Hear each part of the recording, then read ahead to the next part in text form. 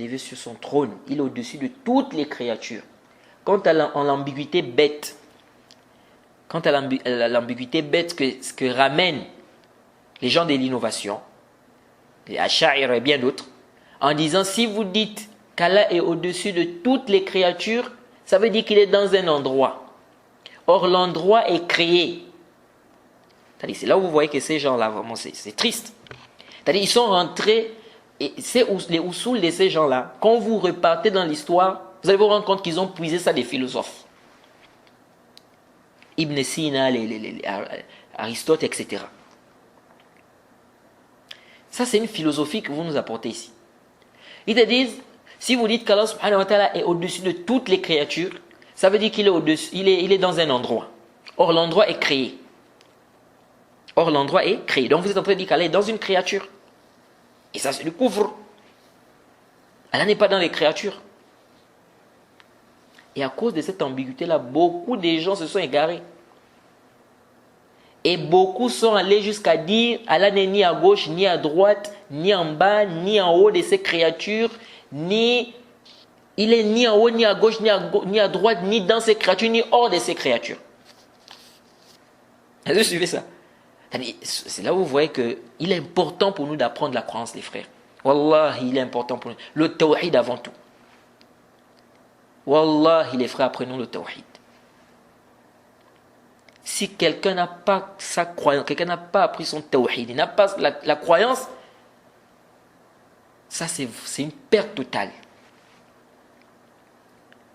Donc, à cause des ambiguïtés, là, ils sont allés dire Allah subhanahu wa ta'ala n'est ni à gauche, ni à droite, ni en bas de ces créatures, ni en haut de ces créatures, ni dans ces créatures, ni hors de ces créatures.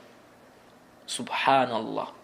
La shakka anna hadha qawlun batil. Il n'y a pas de doute que cette parole est nulle. Il n'y a aucun doute que cette parole est nulle. C'est-à-dire de dire qu'Allah subhanahu wa ta'ala n'est ni dans ces créatures, ni hors de ces créatures. Il est ni en haut, ni en bas, ni à gauche, ni à droite, ni dans ces créatures, ni hors de ces créatures. Subhanallah. Wallahi, cette parole-là, c'est une parole qui implique de la mécréance. Ça implique le kufr clair. Kufrun sarih. Ça implique de la mécréance. Ça implique de la mécréance claire. Vous savez pourquoi? Car en disant qu'Allah n'est ni à gauche, ni à droite, ni en bas, ni en haut de ces créatures, ni dans ces créatures, ni hors de ces créatures, en vérité, tu es en train de nier l'existence d'Allah. Car celui qui n'est ni en bas, ni en haut, ni à droite, ni à gauche, ni dans ces créatures, ni hors de ces créatures, n'existe pas.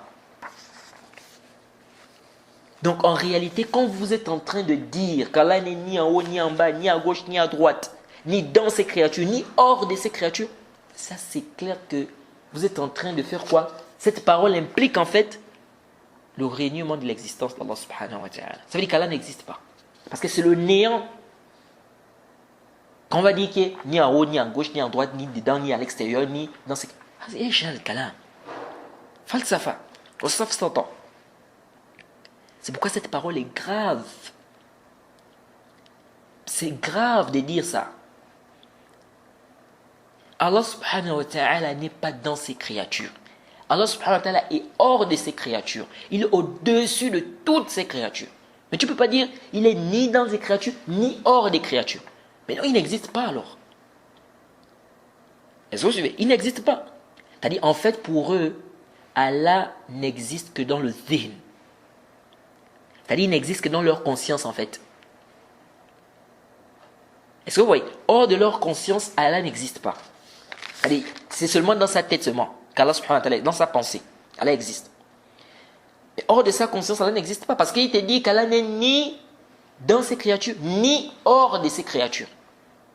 Donc il est ni en haut, ni à gauche, ni à droite, ni en bas, ni en haut de ses créatures, ni dans ses créatures, ni hors de ses créatures. Donc il est où? Il n'existe pas. C'est ce que ça veut dire. Il n'existe que dans leur tête, dans leur conscience en fait. Et ceci est en contradiction avec le fait de dire qu'Allah existe.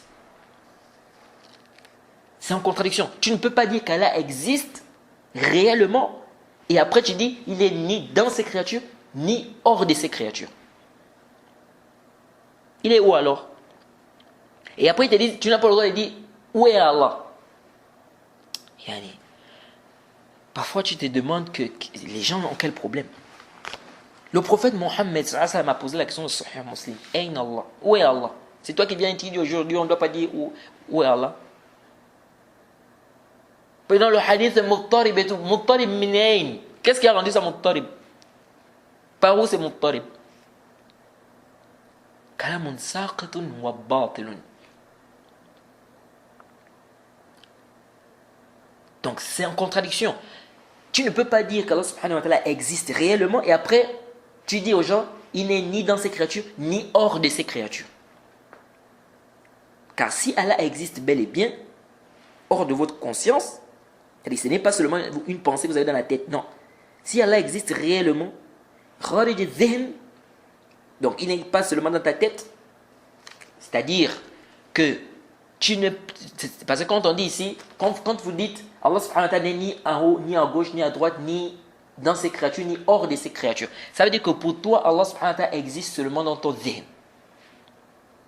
Ça veut dire quoi? Ça veut dire que pour toi, tu mets seulement dans la tête qu'Allah subhanahu wa ta'ala existe.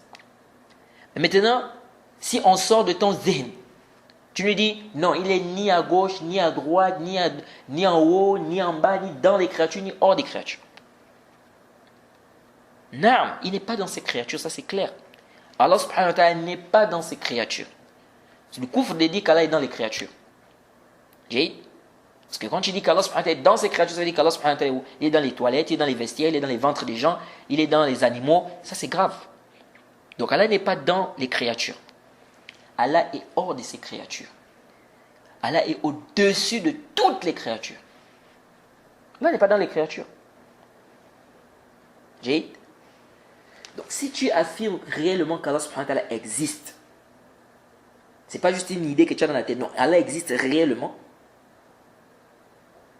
tu ne peux plus dire il n'est ni en bas, ni à gauche, ni à droite, ni en haut, ni dans ses créatures, ni hors de ses créatures. Car affirmer cela, en réalité, c'est affirmer qu'il n'existe pas. Mais qu'il est justement, c'est-à-dire c'est juste dans ton zihn. C'est juste dans ta conscience que tu dis Allah subhanahu wa ta'ala existe. Wallah, les frères, c'est très dangereux ça, cette croyance-là. C'est très grave. Parce que quand tu dis qu'Allah subhanahu wa ta'ala, il n'est ni dans ses créatures, ni hors de ses créatures, donc pour toi, Allah subhanahu wa ta'ala existe dans ton zihn. C'est-à-dire que c'est juste une pensée en fait, que tu as d'Allah subhanahu wa ta'ala. Mais si maintenant on dit si on sort de ton zihn, tu vas dire qu'Allah subhanahu wa ta'ala n'est ni en haut, ni en bas, ni dans ses créatures, ni hors de ses créatures.